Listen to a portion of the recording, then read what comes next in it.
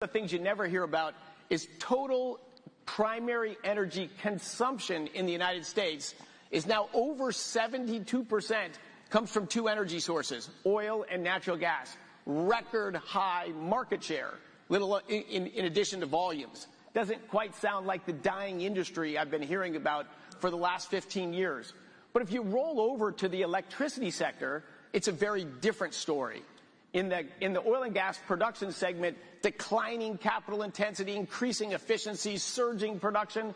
What's happening in the electricity sector? Surging investments, gigantic amount of monies are flowing in, and what's been the net result of that? Almost no growth at all in the production of electricity, but significant growth in the price of electricity. If you make electricity more expensive and people don't know where that policy is going to go, guess what? Energy-intensive industry leaves your country. The United Kingdom and Germany are experts at that, and they can tell you. In Germany, they've invested $500 billion, more than doubled the capacity of their electricity grid, and they produce 20% less electricity than they did before the $500 billion investment, and they sell it at 3 times the price. Like, that is not a winning model. That is not what the world is going to duplicate. We have just gotten so far off track. Think of our industry, smart, detailed analyzing, physics, numbers, math. But when it comes to climate change, we just check rationality at the door. Forget it. That doesn't apply over here. It's only about decarbonizing and claiming we're in the middle of an energy transition.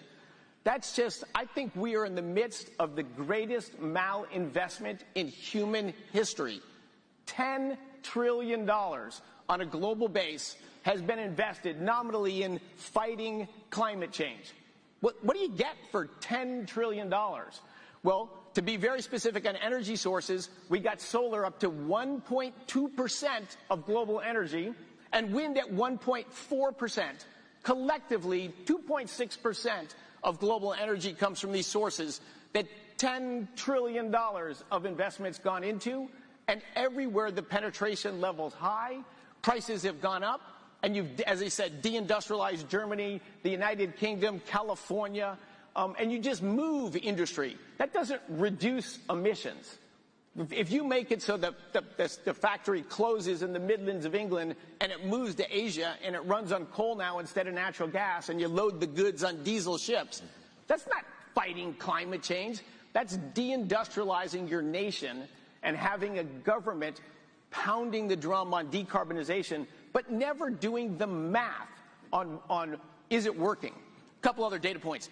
85% of global energy came from hydrocarbons at the time of the Yom Kippur War. Woke the world up. Oh my God, oil prices tripled. They rose again later that decade. We got to change our energy system. That's when the energy transition movement started over 50 years ago. 85% from hydrocarbons. Today, 85% hydrocarbons. Let's just engage with reality. Oil, gas, and coal are what run the world. Full stop. We can't make a wind turbine or a solar panel or a nuclear power plant without massive amounts of oil, gas, and coal. That's how the world works.